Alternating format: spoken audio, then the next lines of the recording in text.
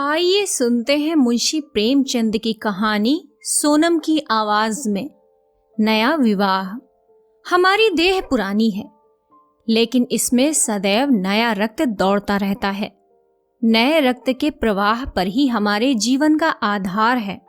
पृथ्वी की इस चिरंतर व्यवस्था में ये नयापन उसके एक एक अणु में, एक एक कण में, तार में बसे हुए स्वरों की भांति गूंजता रहता है। और ये 100 साल की बुढ़िया आज भी नवेली दुल्हन बनी हुई है। जब से लाला डंगामल ने नया विवाह किया है, उनका जीवन नए सिरे से जाग उठा है। जब पहली स्त्री जीवित थी, तब वे घर में बहुत कम रहते थे। प्रातः काल से 10-11 बजे तक तो पूजा पाठ ही किया करते थे। फिर भोजन करके दुकान चले जाते, वहां से 1 बजे लौटते और थके मांदे सो जाते। यदि लीला कभी कहती जरा और सवेरे आ जाओ, तो बिगड़ जाते और कहते, तुम्हारे लिए क्या दुकान छोड़ दूं या रोजगार बंद कर दूं? ये वो जमाना नहीं है कि एक लोटा जल चढ़ाकर लक्ष्मी प्रसन्न कर ली जाए। आज उनकी चौखट पर माथा रगड़ना पड़ता है, तब भी उनका मुंह सीधा नहीं होता। लीला बेचारी चुप हो जाती।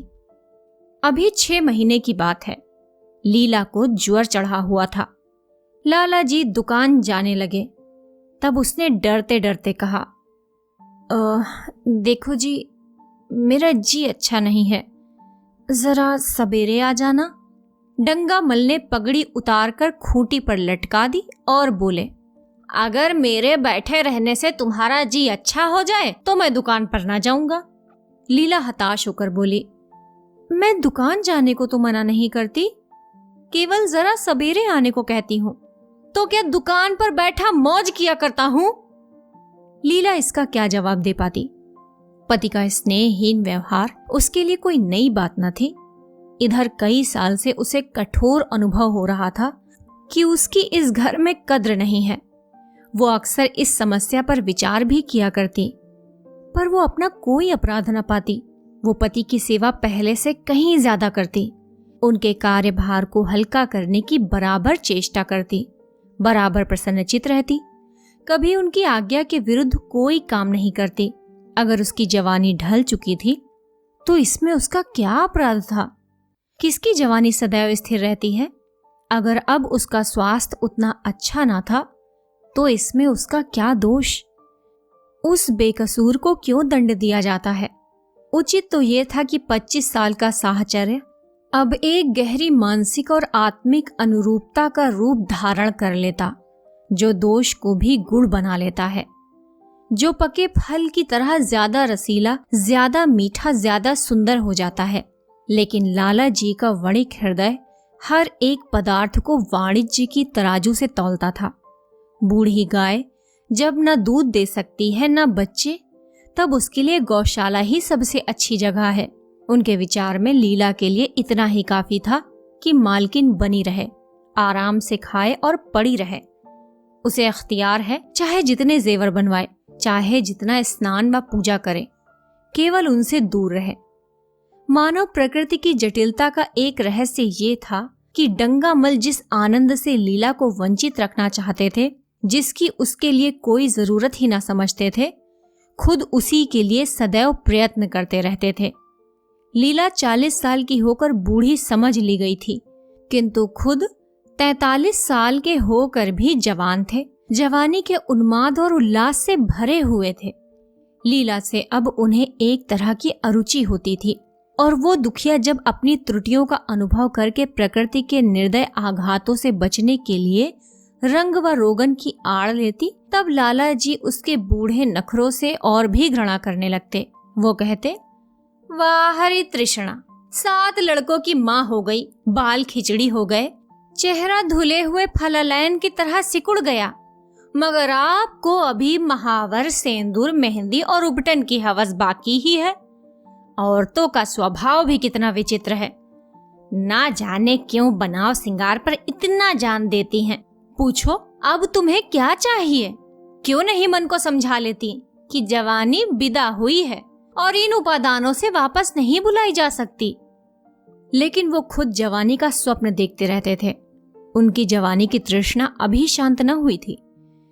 जाड़ों में रसों और पाकों का सेवन करते रहते थे। हफ्ते में 2 बार खिजाब लगाते और एक डॉक्टर से मंकी ग्लैंड के विषय में पत्र व्यवहार कर रहे थे। लीला ने उन्हें असमंजस में देखकर कातर स्वर में पूछा, कुछ बतला सकते हो? कै बजे आओगे? लाला जी ने शांत भाव से पूछा। तुम्हारा जी आज कैसा है? लीला क्या जवाब दे? अगर कहती है कि बहुत खराब है तो शायद वे महाशय वहीं बैठ जाएं और उसे जली कटी सुनाकर अपने दिल का गुबार निकालें। अगर कहती है अच्छी है तो शायद निश्चिंत होकर 2 बजे तक कहीं खबर लें। लेकिन इस दुविधा में डरते डरते बोली, अब तक तो हल्की थी, लेकिन अब कुछ भारी हो रही है। तुम जाओ, दुकान पर लोग तुम्हारी राह देखते होंगे। हाँ, ईश्वर के लिए 1-2 न बजा देना, लड़के सो जाते हैं। मुझे जरा भी अच्छा नहीं लगता, जी घबराता है। सेठ जी ने अपने स्वर में स्नेह की चाशनी देकर कहा, 12 बजे तक जरूर आ जाऊंगा। लीला का मुख धूमिल हो गया। उसने कहा, 10 बजे तक नहीं आ सकते? 11:30 बजे से पहले किसी तरह नहीं। नहीं, 10:30? अच्छा, 11 बजे। लाला वादा करके चले गए, लेकिन 10 बजे रात को एक मित्र ने मुजरा सुनने के लिए बुला भेजा। इस निमंत्रण को कैसे इनकार कर देते? जब एक आदमी आपको खातिर से बुलाता है तब ये कहाँ की भलमनसाहत है कि आप उसका निमंत्रण अस्वीकार कर दें। लाला जी मुजरा सुनने चल दिए। 2 बजे लौटे। चुपके से आकर नौकर को जगाया और अपने कमरे में आकर लेट रहे। लीला उनकी राह देखती प्रतिक्षण विकल वेदना का अनुभव करती हुई न जाने कब सो गई थी।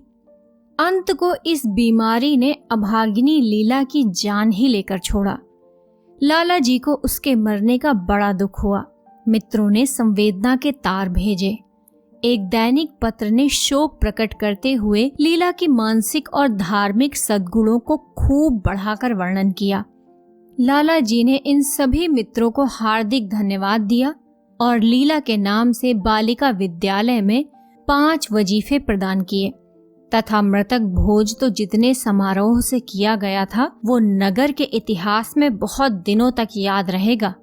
लेकिन 1 महीना भी न गुजरने पाया था कि लाला जी के मित्रों ने चारा डालना शुरू कर दिया और उसका ये असर हुआ कि 6 महीने की विधुरता के तप के बाद उन्होंने दूसरा विवाह कर लिया।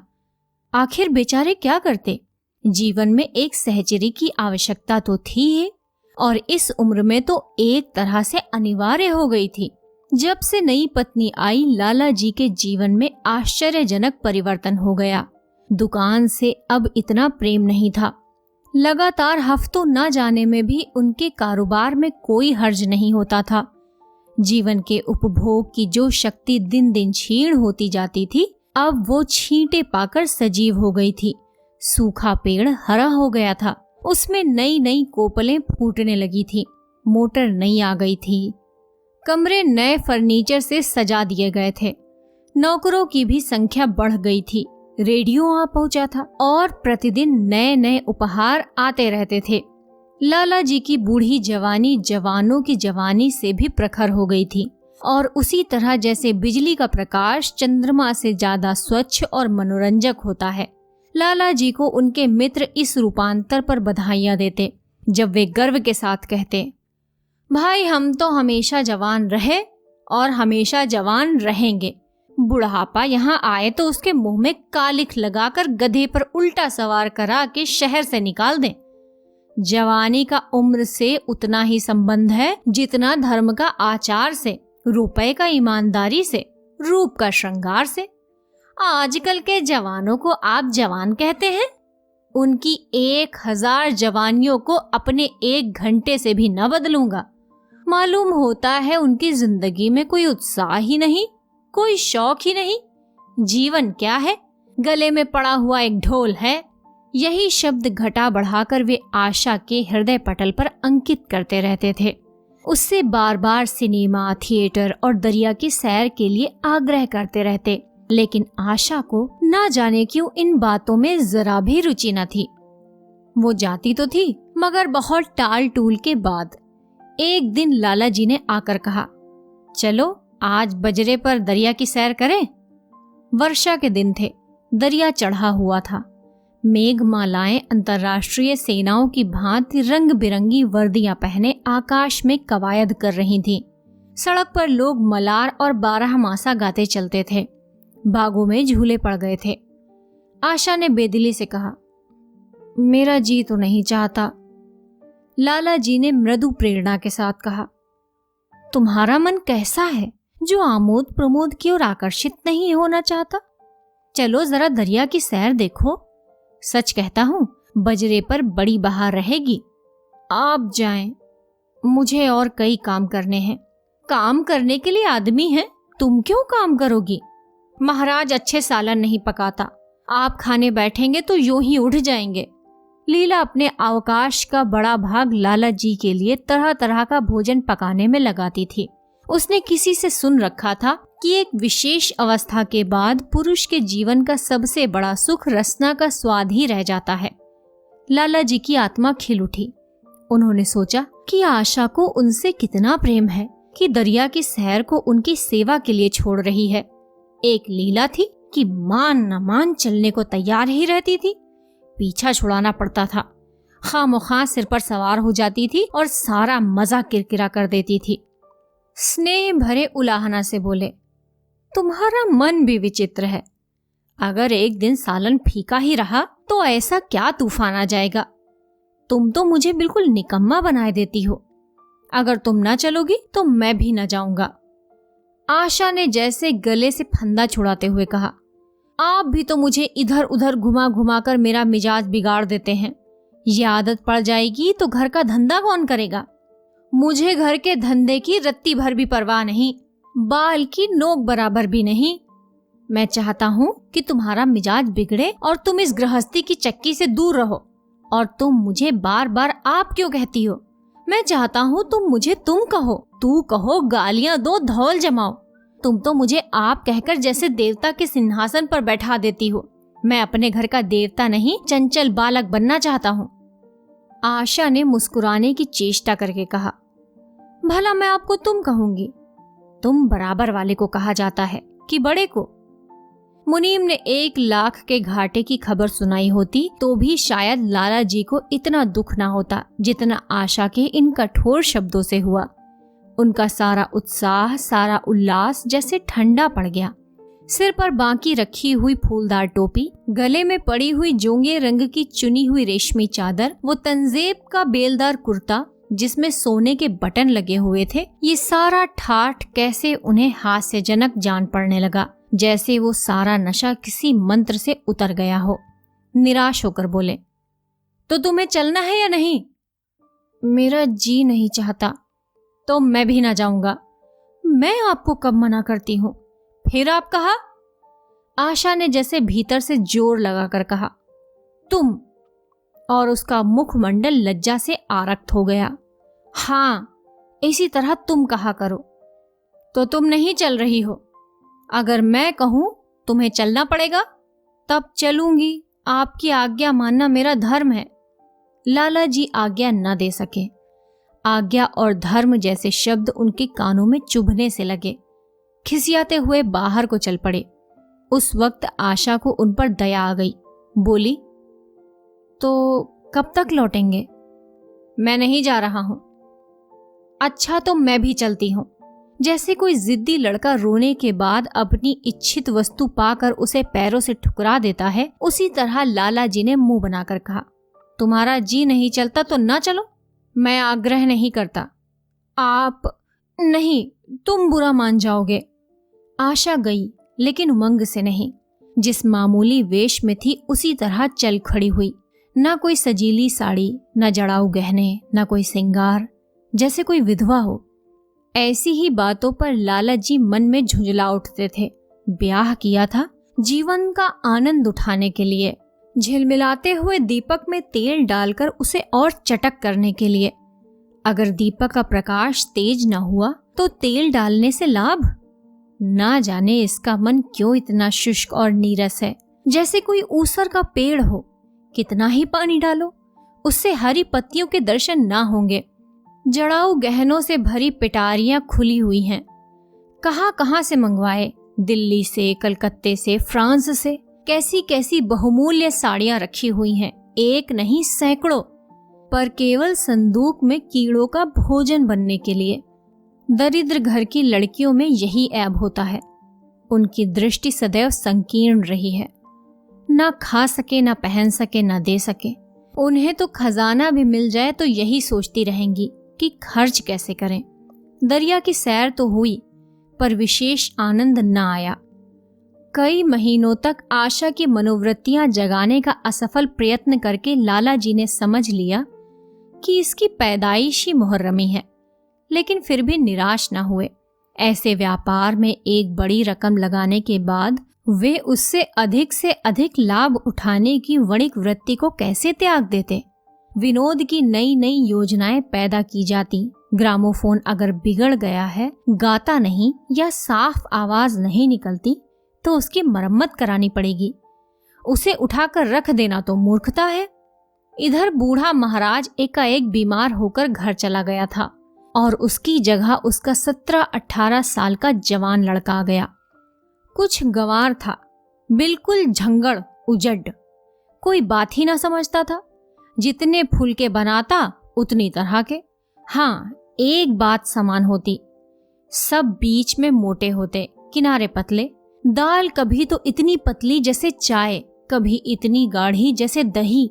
नमक कभी इतना तेज कि नींबू का शाकीन। आशा मुंह हाथ धोकर चौके में पहुंच जाती और इस ढपोर शंख को खाना पकाना सिखाती। एक दिन उसने कहा, तुम कितने नालायक आदमी हो जुगल। आखिर इतनी उम्र तक तुम घास खोदते रहे या भाड़ झोंकते रहे कि फुलके तक नहीं बना सकते। जुगल आंखों में आंसू भरकर कहता, बहूजी अभी मेरी उम्र ही क्या है, 17वां ही तो पूरा हुआ है। आशा को उसकी बात पर हंसी आ गई। उसने कहा, तो रोटियां पकाना क्या 10-5 साल में आता है? आप 1 महीना सिखा दे बहूजी, फिर देखिए मैं आपको कैसे कैसे फुलके खिलाता हूं कि जी खुश हो जाए। जिस दिन मुझे फुलके बनाने आ जाएंगे मैं आपसे कोई इनाम लूंगा। सालन तो अब मैं कुछ कुछ बनाने लगा हूं। क्यों? आशा ने हौसला बढ़ाने वाली मुस्कुराहट के साथ कहा, सालन नहीं, वो बनाना आता है। अभी कल ही नमक इतना तेज था कि खाया न गया। मसाले में कचांद आ रही थी। मैं जब सालन बना रहा था तब आप यहाँ कब थी? अच्छा, तो मैं यहीं बैठी रहूं, तब तुम्हारा सालन बढ़िया पकेगा। आप बैठी रहती हैं तब मेरी अक्ल ठिकाने रहती है। आशा को जुगल की इन भोली बातों पर खूब हंसी आ रही थी। हंसी को रोकना चाहती थी, पर वो किसी तरह निकल पड़ती थी, जैसे भरी बोतल उड़ेल दी गई हो। और मैं नहीं रहती तब तो आपके कमरे के द्वार पर जा बैठता हूँ, यहाँ बैठकर अपनी तकदीर को रोता हूँ। आशा ने हंसी को रोक कर पूछा, क्यों रोते हो?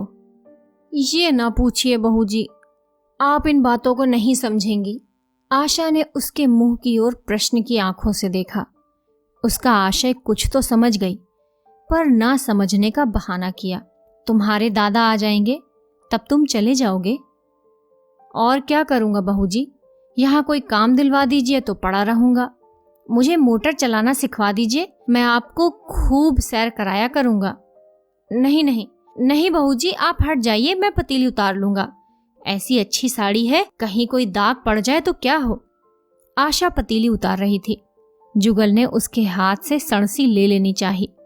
दूर रहो, फूहड़ तो तुम हो ही, कहीं पतीली पांव पर गिरा ली तो महीनों झींकोगे। जुगल के मुख पर उदासी छा गई। आशा ने मुस्कुराकर पूछा, क्यों? मुंह क्यों लटक गया सरकार का? जुगल रुआंसा होकर बोला, आप मुझे डांट देती हैं बहूजी, तब मेरा दिल टूट जाता है। सरकार कितनी ही घुड़के, मुझे बिल्कुल ही दुख नहीं होता। आपकी कड़ी नजर देखकर मेरा खून सर्द हो जाता है। आशा ने दिलासा दिया, मैंने तुम्हें डांटा तो नहीं, केवल यही तो कहा कि कहीं पतीली तुम्हारे पांव पर गिर पड़े तो क्या हो। हाथ ही तो आपका भी है, कहीं आपके ही हाथ से छूट पड़े तो। लाला डंगामल ने रसोई घर के द्वार पर आकर कहा, आशा जरा यहाँ आना। देखो तुम्हारे लिए कितने सुंदर गमले लाया हूं, तुम्हारे कमरे के सामने रखे जाएंगे। तुम यहाँ धुएं धक्कड़ में क्यों हलाकान होती हो? इस लड़के से कह दो कि जल्दी महाराज को बुलाए, नहीं तो मैं दूसरा आदमी रख लूंगा। महाराजों की कमी नहीं है, आखिर कब तक कोई रियायत करे? गधे को जरा भी तमीज नहीं आई। सुनता है जुगल, लिख दे आज अपने बाप को। चूल्हे पर तवा रखा हुआ था। आशा रोटियां बेलने में लगी थी। जुगल तवे के लिए रोटियों का इंतजार कर रहा था। ऐसी हालत में भला आशा कैसे गमले देखने जाती? उसने कहा, जुगल रोटियां टेढ़ी मेढ़ी बेल डालेगा। लाला जी ने कुछ चिढ़कर कहा, अगर रोटियां टेढ़ी मेढ़ी बेलेगा तो निकाल दिया जाएगा। आशा अनसुनी करके बोली, 10-5 दिन में सीख जाएगा, निकालने की क्या जरूरत है? तुम आकर बतला दो गमले कहाँ रखे जाएंगे। कहती तो हूँ रोटियां बेल कर आती हूँ। नहीं, मैं कहता हूँ तुम रोटियां मत बेलो, आप तो खामोखा जिद करते हैं। लाला जी सन्नाटे में आ गए। आशा ने कभी इतनी रुखाई से उन्हें जवाब न दिया था, और ये केवल रुखाई न थी, इसमें कटुता भी थी। लज्जित होकर चले गए। उन्हें ऐसा क्रोध आ रहा था कि इन गमलों को तोड़कर फेंक दे और सारे पौधों को चूल्हे में डाल दें। जुगल ने सहमे हुए स्वर में कहा, आप चली जाएं बहू जी, सरकार बिगड़ जाएंगे। बको मत, जल्दी जल्दी फुलके सेको, नहीं तो निकाल दिए जाओगे। और आज मुझसे रुपए लेकर अपने लिए कपड़े बनवा लो। भिखमंगो की सी सूरत बनाए घूमते हो, और बाल क्यों इतने बढ़ा रखे हैं? तुम्हें नाई भी नहीं जुड़ता? जुगल ने दूर की बात सोची, बोला, कपड़े बनवा लूं तो दादों को क्या हिसाब दूंगा? अरे पागल, मैं हिसाब में से देने को नहीं कहती, मुझसे ले जाना। जुगल काहिलपन की हंसी हंसा। आप बनवाएंगी तो अच्छे कपड़े लूंगा, खद्दर के मलमल का कुर्ता, खद्दर की धोती, रेशमी चादर, अच्छा सा चप्पल। आशा ने मीठी मुस्कान से कहा, और अगर अपने दाम से बनवाने पड़े तब कपड़े ही क्यों बनवाऊंगा। बड़े चालाक हो तुम। जुगल ने अपनी बुद्धिमत्ता का प्रदर्शन किया। आदमी अपने घर में सूखी रोटियां खाकर सो रहता है, लेकिन दावत में तो अच्छे अच्छे पकवान ही खाता है। वहां भी यदि सूखी रोटियां मिले तो वो दावत में जाए ही नहीं। ये सब नहीं जानती। एक गाढ़े का कुर्ता बनवा लो और एक टोपी ले लो। हजामत के लिए 2 आने ऊपर से ले लो। जुगल ने मान करके कहा, रहने दीजिए, मैं नहीं लेता। अच्छे कपड़े पहनकर निकलूंगा तब तो आपकी याद आवेगी। सड़ियल कपड़े पहनकर तो और जी जलेगा। तुम स्वार्थी हो, मुफ्त के कपड़े लोगे और साथ ही बढ़िया भी। जब यहां से जाने लगूं तब आप मुझे अपना एक चित्र दीजिएगा। मेरा चित्र लेकर क्या करोगे? अपनी कोठरी में लगाऊंगा और नित्य देखा करूंगा। बस वही साड़ी पहनकर खिंचवाना जो कल पहनी थी, और वही मोतियों की माला भी हो। मुझे नंगी नंगी सूरत अच्छी नहीं लगती। आपके पास तो बहुत गहने होंगे, आप पहनती क्यों नहीं? तो तुम्हें गहने अच्छे लगते हैं? बहुत। लाला जी ने फिर आकर जलते हुए मन से कहा, अभी तक तुम्हारी रोटियां नहीं पकी जुगल। अगर कल से तूने अपने आप अच्छी रोटियां ना पकाई तो तुझे निकाल दूंगा। आशा ने तुरंत हाथ मुंह धोया और बड़े प्रसन्न मन से लाला जी के साथ गमले देखने चली। इस समय उसकी छवि में प्रफुल्लता की रौनक थी, बातों में भी जैसे शक्कर घुली हुई थी। लाला जी का सारा खिसियानापन मिट गया था। उसने गमलों को क्षुब्ध आंखों से देखा। उसने कहा, मैं इनमें से कोई गमला न जाने दूंगी। सब के सब मेरे कमरे में सामने रखवाना। सब कितने सुंदर पौधे हैं, वाह! इनके हिंदी नाम भी मुझे बतला देना। लाला जी ने छेड़ा। सब गमले क्या करोगी? 10-5 पसंद कर लो, शेष मैं बाहर रखा दूंगा। जी नहीं, मैं एक भी ना छोड़ूंगी, सब यहीं रखे जाएंगे। बड़ी लालचिन हो तुम। लालचिन ही सही, मैं आपको एक भी ना दूंगी। 2-4 तो दे दो, इतनी मेहनत से लाया हूं। जी नहीं, इनमें से एक भी ना मिलेगा। दूसरे दिन आशा ने अपने को आभूषण से खूब सजाया और फिरोजी साड़ी पहनकर निकली। तब लाला जी की आंखों में ज्योति आ गई। समझे, अवश्य ही अब उनके प्रेम का जादू कुछ कुछ चल रहा है। नहीं तो उनके बार बार के आग्रह करने पर भी, बार बार याचना करने पर भी उसने कोई आभूषण न पहना था। कभी कभी मोतियों का हार गले में डाल लेती थी, वो भी ऊपरी मन से। आज वो आभूषणों से अलंकृत होकर फूली नहीं समाती, इतराती जाती है, मानो कहती हो कि देखो मैं कितनी सुंदर हूं। पहले जो बंद कली थी आज वो खिल गई थी। लाला जी पर घड़ों का नशा चढ़ा हुआ था। वे चाहते थे उनके मित्र और बंधु वर्ग आकर इस सोने की रानी के दर्शनों से अपनी आंखें ठंडी करें, देखें कि वो कितनी सुखी, संतुष्ट और प्रसन्न है। जिन विद्रोहियों ने विवाह के समय तरह तरह की शंकाएं की थी, वे आंखें खोलकर देखें कि डंगामल कितना सुखी है। विश्वास, अनुराग और अनुभव ने चमत्कार किया है। उन्होंने प्रस्ताव किया, चलो कहीं घूम आए, बड़ी मजेदार हवा चल रही है। आशा इस वक्त कैसे जा सकती थी? अभी उसे रसोई में जाना था। वहां से कहीं 12-1 बजे फुर्सत मिलेगी। घर के दूसरे धंधे सिर पर सवार हो जाएंगे। सैर सपाटे के पीछे क्या घर चौपट कर दे? सेठ जी ने उसका हाथ पकड़ लिया और कहा, नहीं, आज मैं तुम्हें रसोई में न जाने दूंगा। महाराज के किए कुछ ना होगा तो आज उसकी शामत भी आ जाएगी। आशा के मुख पर से वो प्रफुल्लता जाती रही। मन भी उदास हो गया। एक सोफे पर लेटकर बोली, आज ना जाने क्यों कलेजे में मीठा मीठा दर्द हो रहा है। ऐसा दर्द कभी नहीं होता था। सेठ जी घबरा उठे। ये दर्द कब से हो रहा है?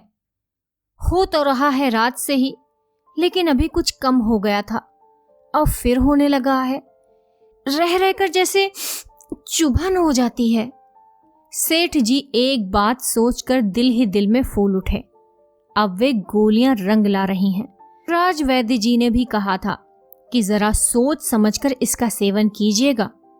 क्यों ना हो, खानदानी वैद्य हैं।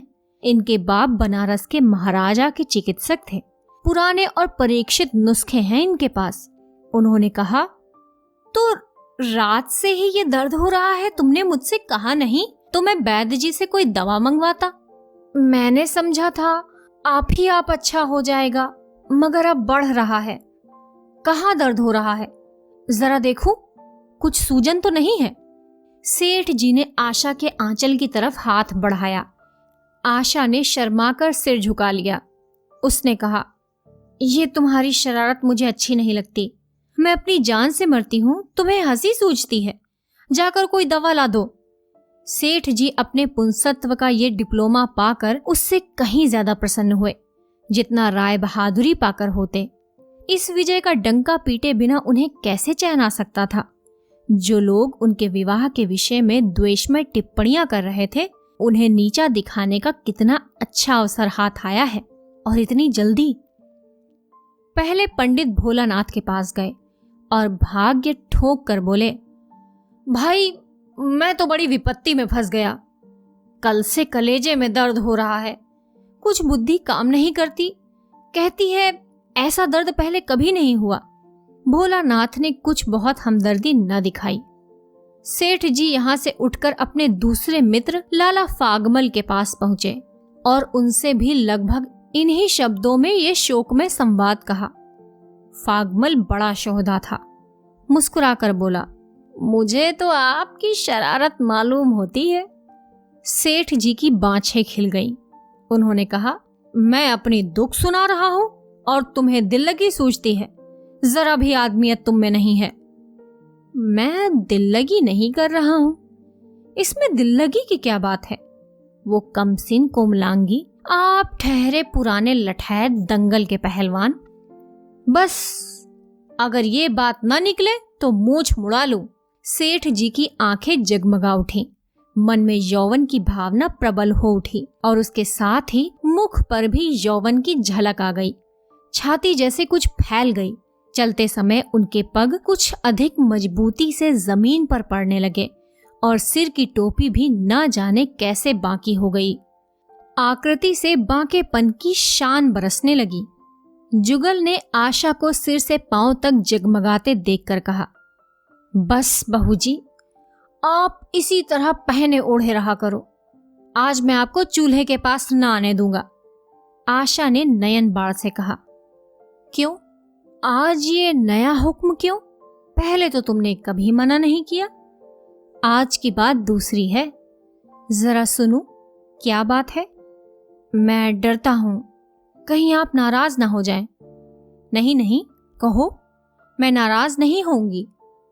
आज आप बहुत सुंदर लग रही हैं।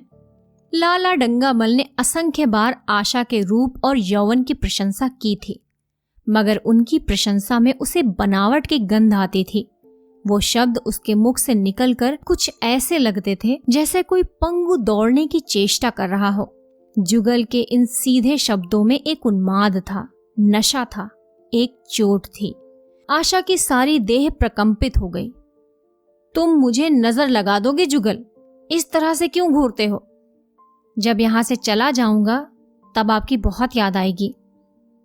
रसोई पकाकर तुम सारे दिन क्या क्या करते हो, दिखाई नहीं देते? सरकार रहते हैं इसलिए नहीं आता। फिर अब तो मुझे जवाब मिल रहा है, देखिए भगवान कहाँ ले जाते हैं। आशा की मुख मुद्रा कठोर हो गई। उसने कहा, कौन तुम्हें जवाब देता है? सरकार ही तो कहते हैं तुझे निकाल दूंगा। अपना काम किए जाओ, कोई नहीं निकालेगा। अब तो तुम फुलके भी अच्छे बनाने लगे हो। सरकार हैं बड़े गुस्सेवर, 2-4 दिन में उनका मिजाज ठीक किए देती हूं। आपके साथ चलते हैं तो आपके बाप लगते हैं। तुम बड़े मुंहफट हो, खबरदार, जबान संभाल कर बातें किया करो। किंतु अप्रसन्नता का यह झीना आवरण उनके मनोहरस्य को न छिपा सका। वो प्रकाश की भांति उसके अंदर से निकल पड़ता था। जुगल ने फिर उसी निर्भीकता से कहा, मेरा मुंह कोई बंद कर ले? यहां यो सभी यही कहते हैं। मेरा ब्याह कोई 50 साल की बुढ़िया से कर दे तो मैं घर छोड़कर भाग जाऊं, या तो खुद जहर खा लूं या उसे जहर देकर मार डालूं। फांसी ही तो होगी। आशा उस कृत्रिम क्रोध को कायम न रख सकी। जुगल ने उसकी हृदय वीणा के तारों पर मिजराब की ऐसी चोट मारी थी कि उसके बहुत जब्त करने पर भी मन की व्यथा बाहर निकल आई। उसने कहा, भाग्य भी तो कोई वस्तु है। ऐसा भाग्य जाए भाड़ में। तुम्हारा ब्याह किसी बुढ़िया से ही करूंगी, देख लेना। तो मैं भी जहर खा लूंगा, देख लीजिएगा। क्यों? बुढ़िया तुम्हें जवान स्त्री से ज्यादा प्यार करेगी, ज्यादा सेवा करेगी, तुम्हें सीधे रास्ते पर रखेगी। ये सब माँ का काम है। बीवी जिस काम के लिए है उसी काम के लिए है। आखिर बीवी किस काम के लिए है? मोटर की आवाज आई। ना जाने कैसे आशा के सिर का आंचल खिसक कर कंधे पर आ गया। उसने जल्दी से आंचल खींचकर सिर पर कर लिया और ये कहती हुई अपने कमरे की ओर लपकी कि लाला भोजन करके चले जाएं, तब आना। अब आप लोग मुझे कमेंट बॉक्स में कमेंट करके बताइए कि आपके हिसाब से इस कहानी में कौन कहां पर कितना सही है। आपकी क्या राय है? समाज की मान्यताएं ज्यादा सही हैं या मानवीय हृदय की भावना? आप सुन रहे थे मुंशी प्रेमचंद की कहानी सोनम की आवाज में, नया विवाह। जल्द ही एक नई कहानी लेकर आपके सामने उपस्थित होंगे। अगर आपको ये कहानी पसंद आई हो तो इसे लाइक कीजिए, अपने शरीर से बूढ़े और दिल से जवान मित्रों को शेयर कीजिए और इस चैनल को जरूर सब्सक्राइब कीजिए। धन्यवाद।